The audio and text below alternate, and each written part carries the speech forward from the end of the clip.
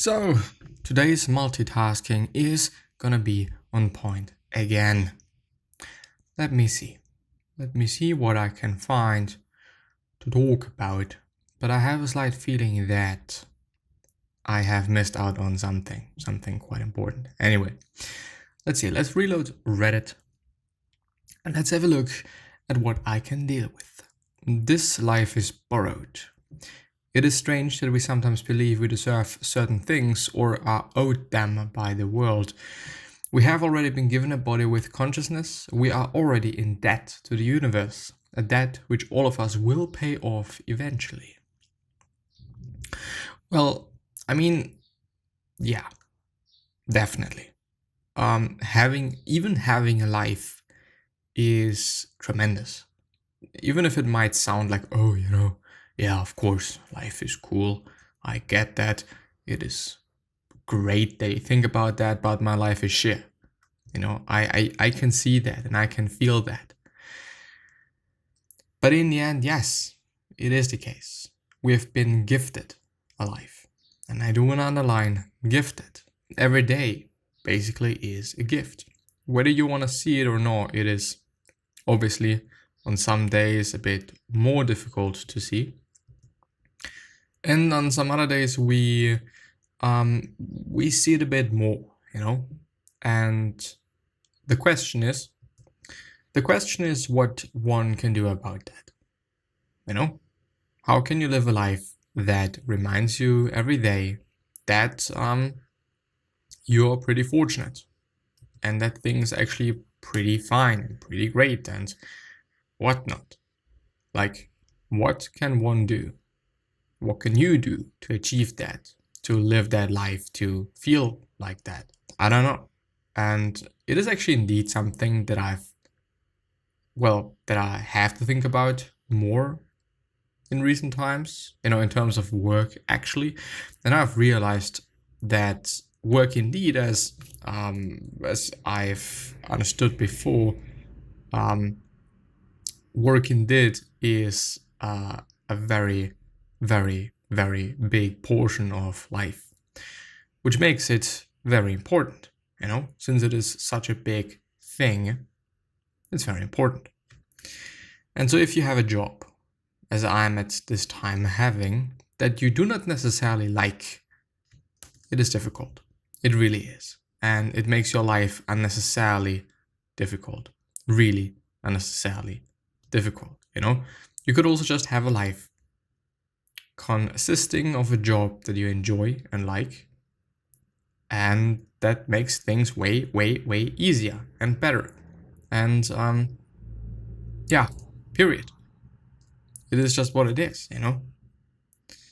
So once that. On the other hand, of course, you have the people around you, you have your family, you have the things that you consume, just basically in general the things that you're surrounded by on a daily basis.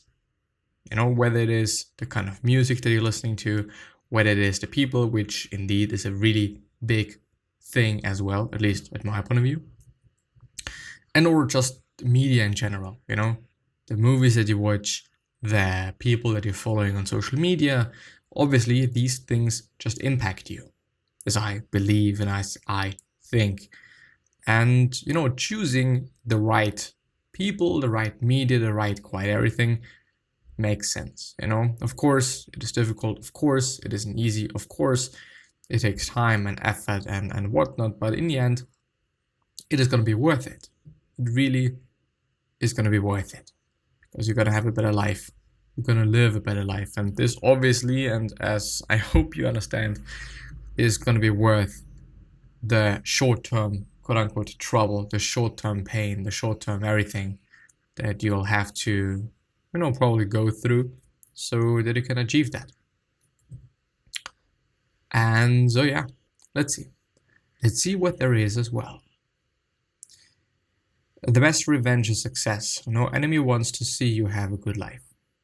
Well, sad but true. But, if it is your enemy, well, he or she, of course, does not want you to be the most successful person on earth or anything near that / close that.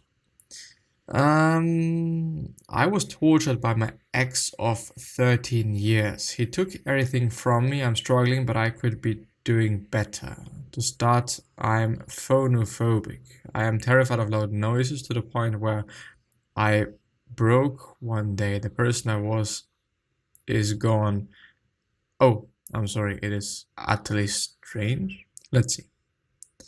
And I'm always quite, it is difficult. Like, there is some, well, this is pretty shit. Anyway, I'm terrified of loud noise to the point where I'm convinced I'm about to die if prolonged exposure. I never liked music. He used extremely loud music to torture me, to groom answers, questions he would ask until I answered the way he wanted. I broke one day. The person I was is gone. I have no idea what it was that I left behind that day, but the person I'm now wants to live for myself. I'm alone with no friends, no transportation, and a timestamp on my living situation. I want to succeed even on my worst days, and that's different. I just need to tell someone. Step 1, learn to like music. Step 2, get control of sleeping at night. Terrors might be a constant struggle on my life. Step 4, get a service dog for my PTSD. Step 5, get a job. Step 6, get a business degree. Step 7, open my own specialty aquarium store, which is very, very, very, very specific. But if it is something that people enjoy or this person enjoys, why not? Now it starts raining. The whole day I've kind of waited for it, quote unquote. I've not been sitting around all day long waiting till it fucking rains, but now it is raining. Well, coming back to this question / statement, more or less. Yes. Just yes. Great thing, even though I'm not quite sure whether you should actually have getting a job as step 5 after all the other things. But yeah, not my thing, not something I have to deal with, not my problem. So yeah, do as you wish and do it in a way you think is the best. Whether I believe in it or not doesn't, matter at all. So yeah, let's do it actually like this. Makes a bit more sense, way faster. Something that I'm just doing is exporting the next episode that I'm gonna upload today, so that I've recorded yesterday. I'm not gonna upload it with the picture. So basically, when you're viewing it, you're only having a black screen. Why am I doing it?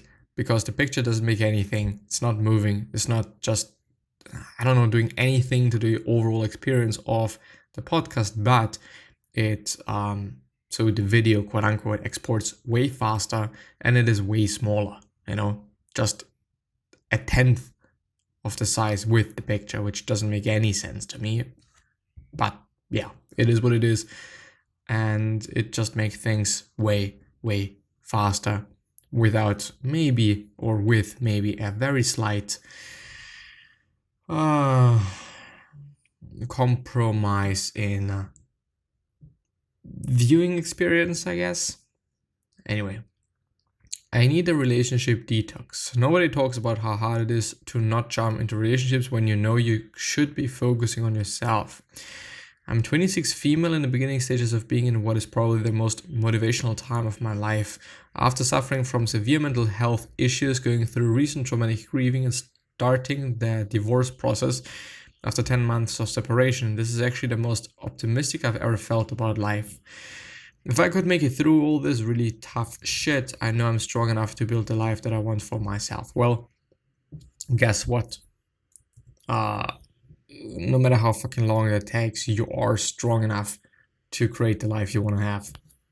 Because it is the fucking life you want to have. As simple, well, maybe too simple as it may sound, but I don't know, it is your fucking life that you wish to have. Of course you can build that because it is something you would like to have. On the other hand, if it is something that, we all want to have a great body and look great and whatnot, but a very small percentage of people do indeed put in the time,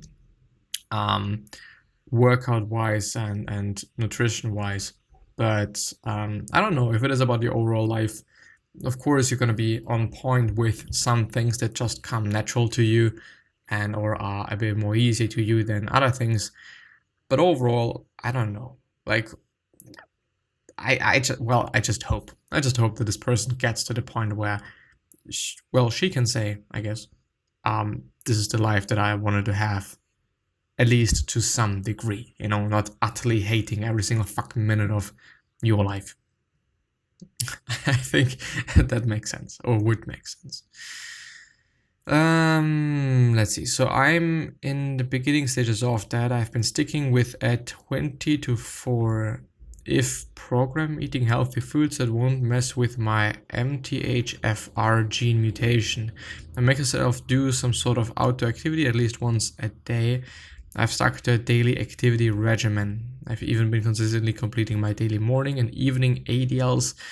Have been working on building my finances, and I finally started my own business in order to pursue my passion. But holy fudge, it is so hard to not jump into, I don't get it. I don't get why it is so hard to not jump into a relationship. Nobody talks about this. I know that it's not what I should do and that I would regret it shortly afterwards. But no matter how many times I seem to remind myself of this, I can't help wishing I could just fast forward through all of this and start sharing my life with somebody. Any advice or stories about your own relationship detox would be so greatly appreciated. Well, actually interesting, because I kind of get it. At this point in time, I would also like to have a relationship, but I would also not like to have one, because I really appreciate the time that I'm having for myself without anybody bothering me, anybody just getting into my way in terms of me doing the stuff that I just want to do. And I just completely get that. And so, yeah, let's see what people say. I have no advice, but I relate. My partner of 7.5 years left me out of the blue a month ago. It's been an excruciating breakup because she did it as quickly as possible with no idea how we'd split assets. She's done and said things that have deeply wounded me. So when I downloaded dating apps and women started showing interest, it literally felt like a drug to have that affirmation. Well, I don't know, I don't get the fucking affirmation. I don't get the fucking great responses from women, to be honest. So I can really relate to that. Anyway, after leaving a 4.5-year relationship that I completely lost myself in, I also kept telling myself that I just have to focus on me right now, heal my wounds, learn how to genuinely love and respect myself. With that said, however, it took some getting used to not having a SO, I don't get it, to hug at the end of the day, to have someone to call about the hilarious thing I just saw happen, and just have that general feeling of having someone to go to. Even though telling myself that, I still found myself swiping through Tinder, Bumble and the like. I texted with people from a couple of weeks, and then when it all fell apart, and honestly, thank God these things only ever lasted a couple of weeks for me.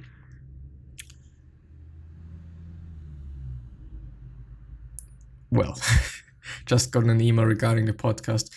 The subject being no, not the subject, but the first line of the email being make money with your podcast. Well, thanks. Anyway, I just be left with that feeling of emptiness that I've been trying to run from. I lie to myself and say, yes, it would probably be better for me to be alone right now, but if it's actually better to talking excessively to this person. So I finally hit a point where I just got sick of the emotional turmoil I kept putting myself through and said, okay, no more. I'm finally able to learn my own energy, wants, needs, interests, and so on and so forth. Well, yeah, I think it's a great point to say learning to understand yourself is just important, period. And this is kind of the overall thoughts that I'm willing to end the episode with. Try to understand yourself, try to learn about yourself, try as hard as you can to get to know yourself fully. Every aspect, every need, everything that you apparently want to have, and also the reason for why it is the case, And always asking yourself questions like, why would I like to be in a relationship now? What is it giving it to me? And then you can see, okay, I do want to get the person to talk to. I want to have that. Well, what if you just talk to a friend of yours? It's definitely not the same thing, but maybe it gets you to the same high as having a girlfriend / boyfriend. I don't know if it is about sexuality. Well, you could just pay for that, basically, There's always downsides and upsides of everything in life, and so figuring out what you want to have and if it is worth it just makes sense. That being said, and see you the next time. Bye bye.